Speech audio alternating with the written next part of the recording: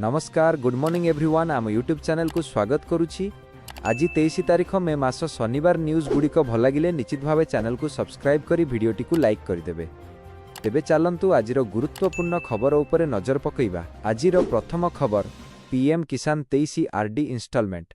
देशर लक्ष लक्ष चाषी प्रधानमंत्री किसान सम्मान निधि योजना संपर्क में एक गुरुत्वपूर्ण अपडेट आसीछि। 13 मार्च 20 बर्षे प्रधानमंत्री नरेंद्र मोदी आसामर गौहाटी योजनार 9तम किस्ती जारी करथिले।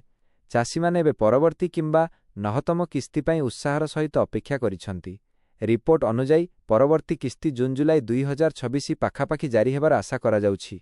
तथापि मने रखंतु जे जदि आपण 30 जून 2026 सुधा एक गुरुत्वपूर्ण कार्य समाप्त न करंती तेबे आपणक अकाउंट रे जमा होइथिबा 2000 टंका अटकी जाई पारे।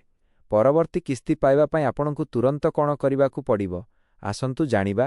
30 जून 2026 सुधा केवाईसी पूरण करिबा बाध्यतामूलक।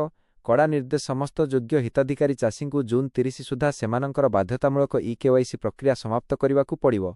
जेउ चाषी माने एहा करिबारे विफल हेबे सेमाने 9तम किस्ती पई योग्य हेबे नाही। केवाईसी करिबार उठी सहज उपाय जहाँ आपणकु सुविधा देबा चाषी माने सेमानंक सुविधा अनुसारे एही तीनोटी पद्धति मध्यरु जेकोनसी माध्यमरे सेमानंकर केवाईसी पूरण करि परिबे। ओटीपी आधारित पीएम किसान पोर्टाल pmkisan.gov.in किंबा मोबाइल ऐप परिदर्शन करी एवं सेमानंकर पंजीकृत मोबाइल नंबर रे प्राप्त ओटीपी व्यवहार करी।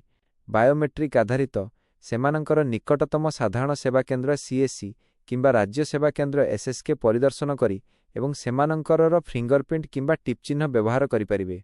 फेस ऑथेंटिकेशन पीएम किसान मोबाइल ऐप रे केवल सेमानंक मुह स्कैन करि परिबे। एही पद्धति लक्ष लक्ष चाषींक पई सबुठारु सहज प्रमाणित हेउछि। प्रधानमंत्री किसान योजना कौन? प्रधानमंत्री किसान सम्मान निधि पीएम किसान हेउछि एक महत्वाकांक्षी केंद्र सरकारक योजना जहाँ देशर क्षुद्र एवं नाममात्र जमीधारी चाषी परिवार को आर्थिक सहायता प्रदान करिबा पई लक्ष्य रखा जाइछि। एही योजना अधीन रे योग्य चाषी माने सेमानंकर कृषि कार्य को समर्थन करिबा एवं सेमानंकर दैनंदिन आवश्यकता पूरण करिबा पई वार्षिक 6000 लेखाएं आर्थिक सहायता पांती। एही राशि प्रति 4 मासरे 2000 लेखाएं तीनोटी समान किस्ती रे प्रत्यक्ष लाभ हस्तांतर डीबीटी माध्यम सेमानंक बैंक अकाउंट को सीधा सड़क स्थानांतरित करा जाए। किस्ती आसीबा पूर्वरु घरे बसी एहीपरि आपणकर हिताधिकारींक स्थिति जांच करंतु।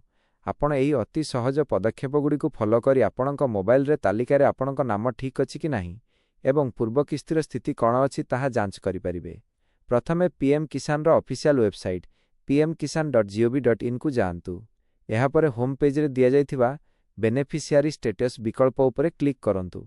एठारे आपणकर प्रासंगिक परिचय नंबर किंबा बैंक अकाउंट नंबर प्रवेश करंतु। गेट डाटा उपरे क्लिक करिबा द्वारा आपणक देय एवं योग्यतार संपूर्ण विवरणी स्क्रीन रे देखा जिवो। एठारे निश्चित भावरे जांच करंतु जे आपणक बैंक अकाउंट आधार सहित लिंक होईछि कि नाही एवं केवाईसी एक्टिव देखा जाउछि कि नाही। कोनोसी समस्या हेले एठारे जोगाजोग करंतु। गुजब को एडांतु। जदि आपण ऑनलाइन रे आपणकर केवाईसी पूरण करिबारे कोनोसी वैषयिक असुविधार सम्मुखीन हेउछंती तेबे आपण आपणक अंचलर कृषि संप्रसारण अधिकारी ग्राम पंचायत सचिव किंबा आपणकर निकटस्थ साधारण सेवा केंद्र सीएससी र ऑपरेटरंक ठारु सहायता नै परिबे। ठेस मुहूर्तर कोनोसी वैषयिक त्रुटि को एडाइबा पई जून 30 तारिख पर्यंत अपेक्षा करंतु नाही। एहा बदल रे आज ही आपणकर स्थिति जांच करंतु एवं एही गुरुत्वपूर्ण प्रक्रिया को संपूर्ण करंतु जहा द्वारा जून जुलाई रे आपणकर 9तम किस्ती कोनोसी बाधा बिना सीधा सड़क आपणक अकाउंट रे जमा होई परिबो।